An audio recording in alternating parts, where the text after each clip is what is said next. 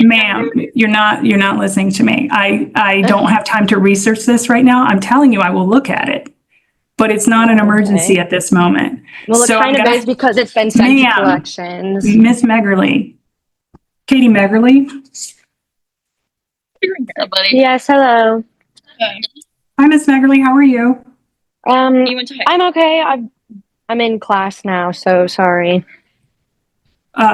Well, are you able to leave class for a few minutes? I've been waiting for an hour, so I can't really miss too much.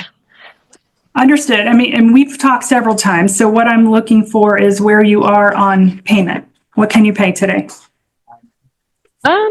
Well, I don't know, kind of just repeating myself here, but I still haven't found a job and I still don't have much money. I don't know, maybe like $20 today, but there's also something I'd like to talk to you about, something else that came up. Actually came in on Tuesday of this week and I spoke to a gentleman named Miguel at the counter. Because one of my tickets that should have been waived back in November before I first started meeting you had been sent to collections. And when I spoke to him, he told me that the first one had been waived, but for some reason the second one hadn't been. So I wanted to talk to you about that because those two should have been waived. Okay, hang on just a moment. Let me look. Thank you. You're raising a Jewish door.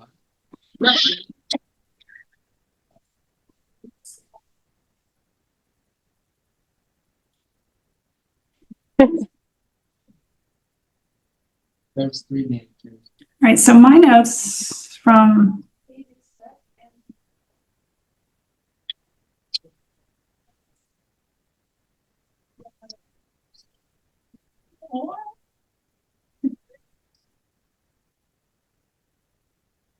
so I'm showing that one ticket was waived on October 31st. Yep. And then the next note in the system is from November 14th. But I believe the ticket was from October 6th. I got the ticket on October 6th, and then so if the other one was waived October 31st, that one should have been waived too. I can't remember his name, who I spoke to the first time. He was an older gentleman. He was not here this week, is what I was told, but... Well, my notes are not. I show that one was waived in October. In November,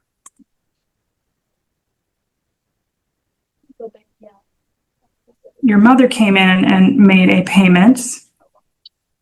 This was way before I even started speaking to you or had been making any payments. This was the first time I came in to the court when I learned about this.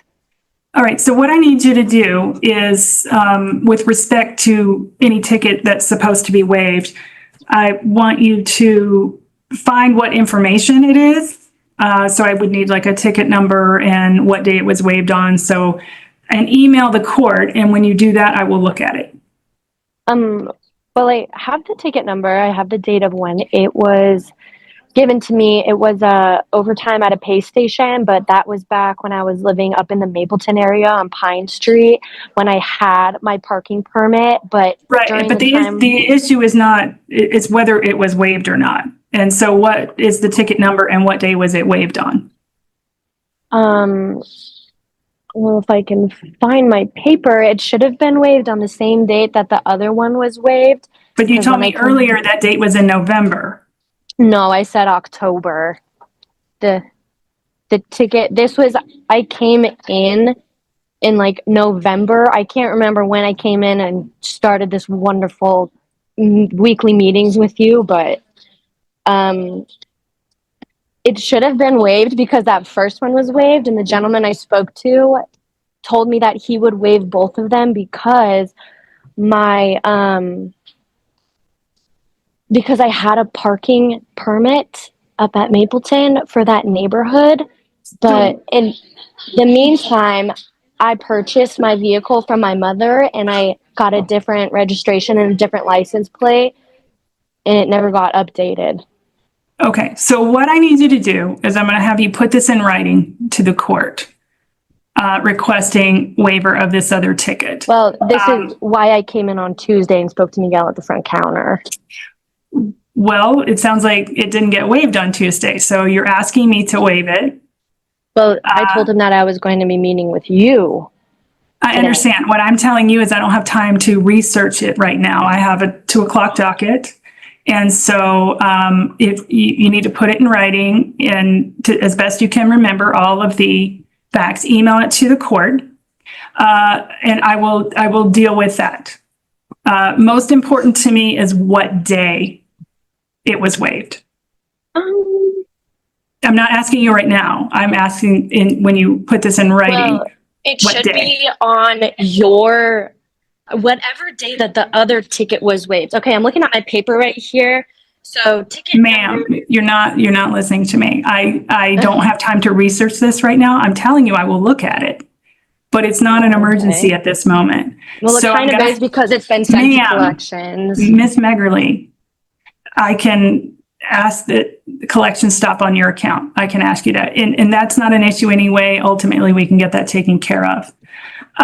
So I'm asking you to put that in writing. As far as today goes, how much can you pay? I can give you $20. Like I said, I'm still in school. I still don't have a job. I've actually left my parents' house since the last time I talked to you back in December. So it's actually been kind of hectic for me recently. So like I said, I've been repeating myself. And I've been repeating myself. And what I've told you is we need you to work away at this. Well, I'm not entirely sure how you expect me to do that. I expect you to earn money. You know, before you've done some babysitting. Certainly, I don't know why it is you can't find a job, but you owe this money, and I'm not willing to continue extending your do not tow order.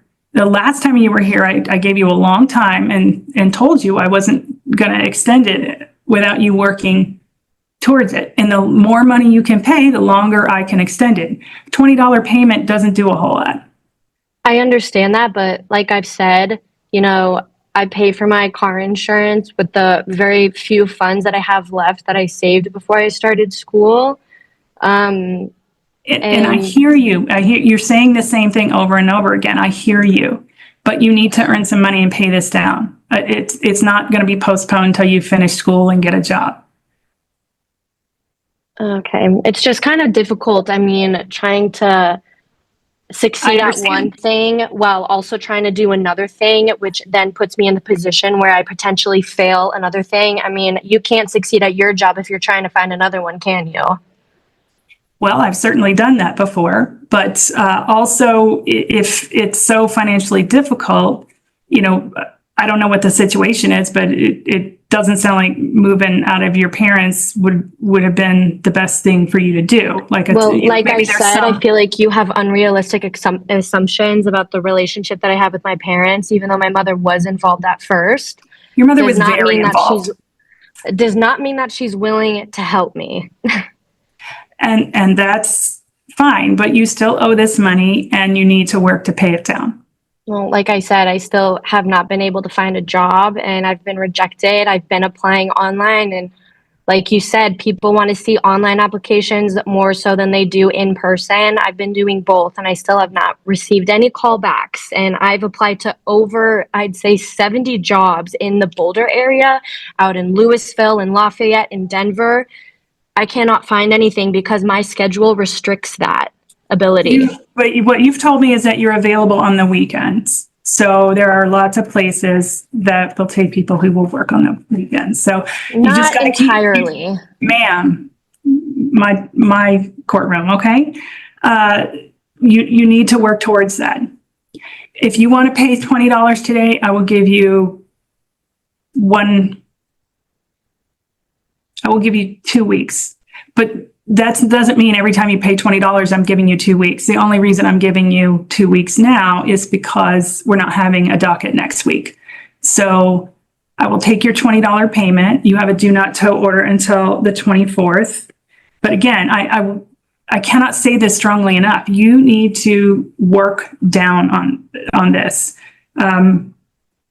you've got to do more than $20 at a time. Your balance is still in the hundreds of dollars.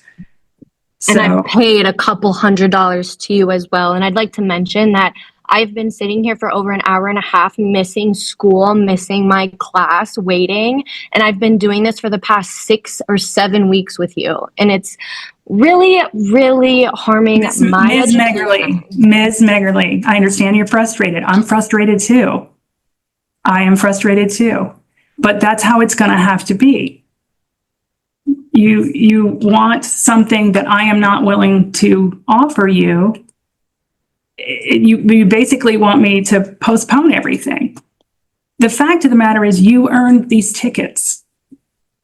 So, and you need to pay for them. But I also believe that I've stated to you that the tickets that I did get, I did pay for my parking. I was not back on time. The tickets were from 2023 and I never got notice until late November of 2025. Also, there would have been tickets put on your car, ma'am, which I've also told you. So, well, I don't want to bring this up either, but I feel like it is a matter that has to be said. When I first came to the counter and spoke to that gentleman who helped me waive those 2 tickets that were supposed to be waived, he told me that because my tickets were on the hill, kids, college students were going around pulling tickets off of people's windshield as a joke. He told me that. We've talked about that. And you're welcome to put that in your writing that you're going to send to the court. So with respect to the ticket that he said that somebody told you was going to be waived, give me that information. So I need to know which ticket it is, and I need to know what day it was, you were told it was waived. And it sounds like I purportedly waived it. No, it wasn't you. It was the gentleman at the counter down the hall. Okay, so give a description of that person. And one thing I will tell you, though, is if there's not a note in my system that that particular ticket got waived, then it's, I'm looking for a mistake, is what I'm telling you.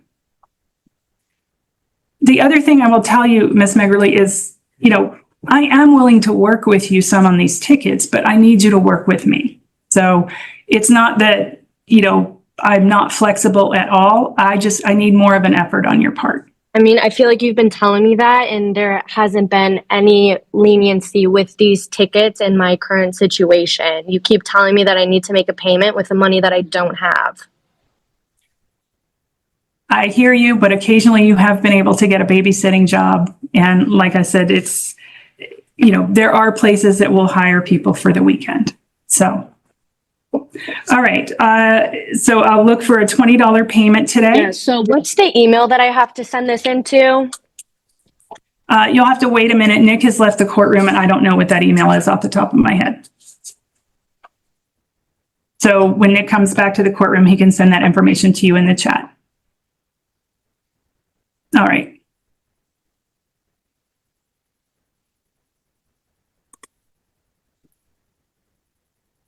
Okay, Nick, Miss Meggerly needs the information where she can send her payment. Okay. If you can send that information to her. No, I'm not asking for where to send my payment. I'm asking the email address to where I can fight this ticket that got sent to collections, which wouldn't have been sent to collections. I understand you now. So he'll send you that information. So the B-Desk email. Okay, sure. Thank you. Your Honor, Attorney Jude Ramirez will be the first case. Thank on you. our 2 p.m. docket.